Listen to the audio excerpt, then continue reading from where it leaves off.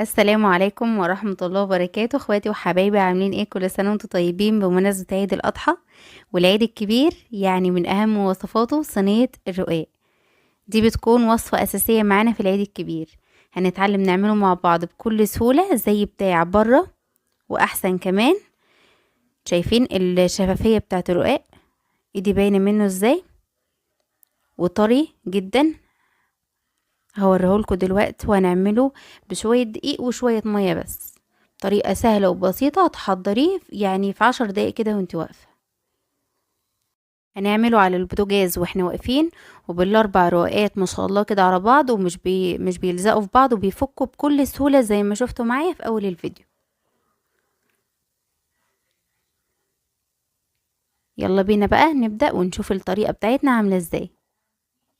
نسيت اقولك ان مش بس هتحتاجيه وهتعملي بيه صينيه الرقاق باللحم، الرقاق باللحمه المفرومه، بس ده كمان ممكن تشيليه كده وتخزنيه في الفريزر. بينفع معاكي سندوتشات، بينفع تعملي بيه الشاورما السوري، بيخش معاكي في حاجات كتير جدا. ممكن تعملي بيه الكريب عادي جدا، هتحشيه كده وتطبقيه مثلث زي الكريبه، بيكون برضو طعمه تحفه.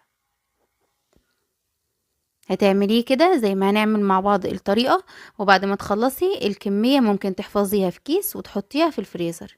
بتقعد معاكي، واول ما بتطلعي بتسيبيه كده 10 دقايق يفك، بيكون زي